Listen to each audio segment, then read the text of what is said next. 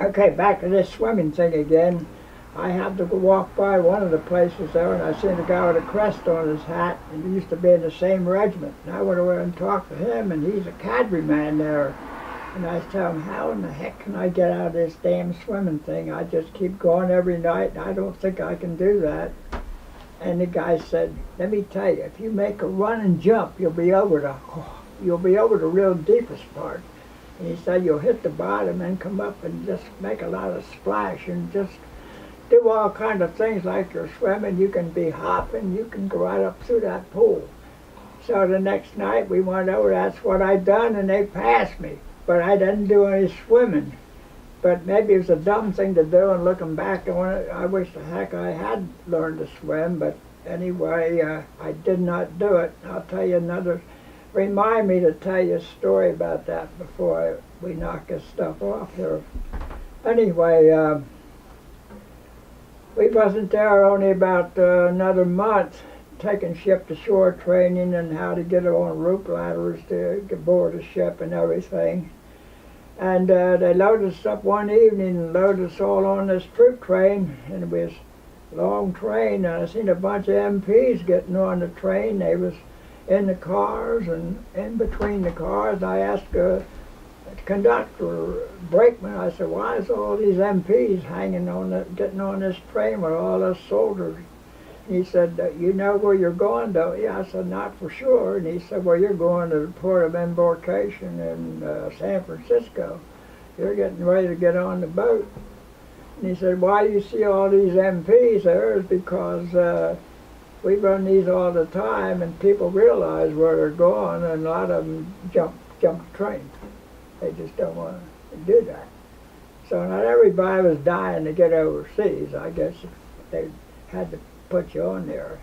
Long story short, we got in San Francisco there at night and backed that troop train way up in there, got off and got on that ship at midnight.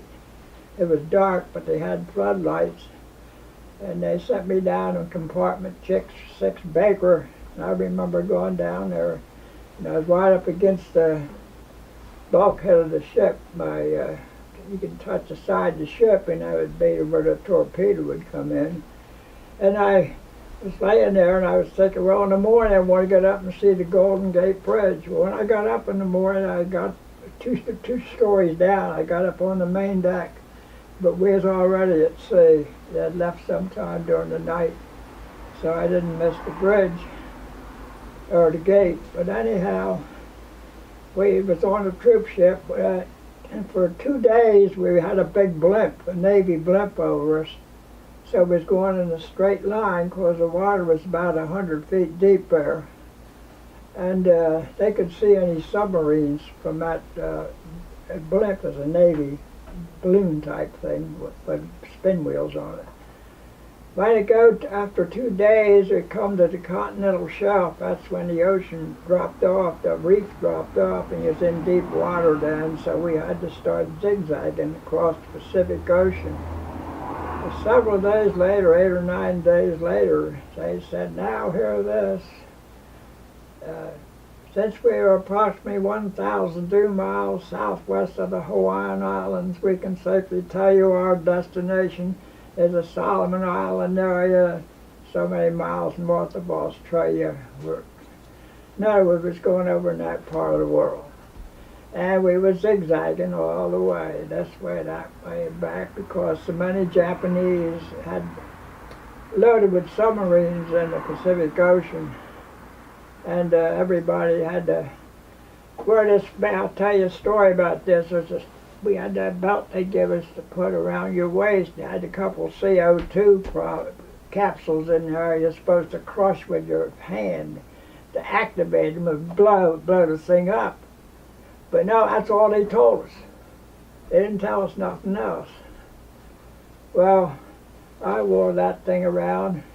And way out there in the middle of the ocean once, they sounded general quarters, so you got to stop right where you are. And I just happened to be on the weather deck standing by the rail. Of course, we had all Army troops on a Navy transport and had a bunch of Marines in there to keep us in order. And It looked like the ocean was turning upside down, and here come a submarine right up out of the water with all the yellow mud all over it and vines and things. I seen our officers running back and forth across the deck. Well, apparently it was a U.S. submarine. I didn't know for the time being, but in general quarters, you're not allowed to move. You got to stand right where you are. And I seen them throw this line across both ways and pass something in a bag both ways. Then that submarine went back down.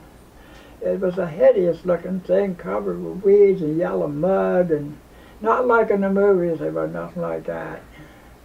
Well, anyhow, we had to zigzag the rest of the way across the Pacific Ocean till we got over where we were. And there was a lot of Japanese subs in the Pacific Theater. There was a lot of them in the Atlantic too. And I think in World War II, I read later that the United States Navy lost over about 51 submarines and their crews in World War II. Because when you lose a sub, you usually lose the people with it. But Japanese lost a lot of submarines too. But everywhere you did, you had to zigzag. And it took us, I forget how many days, 54 days or something to get where we were going. Way down there off Australia, in New Guinea, where the Japs was trying to get down into Port Moresby and attack part of Australia. Now about this flotation device around your waist, no one told us anything about it other than that's how you activate it by squeezing it.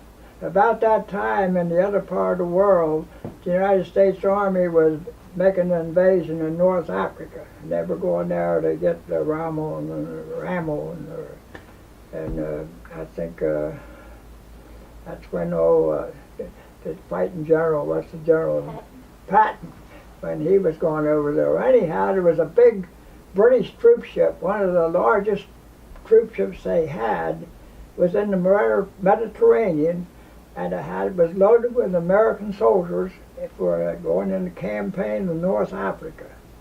They all had these CO2 things around their waist. They had a new type of German bomb, and some aircraft come over, and this was a heat-seeking air missile of some time. They hit this big British troop ship, which was loaded with American soldiers en route to North Africa, and split it in half. And I forget how many hundred bodies they found floating now in the Mediterranean Sea, and all of them was floating upside down. Their feet was all in the air, and their heads was in the water. And they found out later what caused that. Nobody told them, before you squeeze this thing, you're supposed to slide this up underneath your armpits. So it'll be up here. No one told us on the ship I was on either.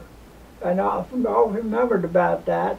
And anyhow, I forget how many hundred American soldiers were, just their feet was in the air because no one told them. They activated it, made them more heavy.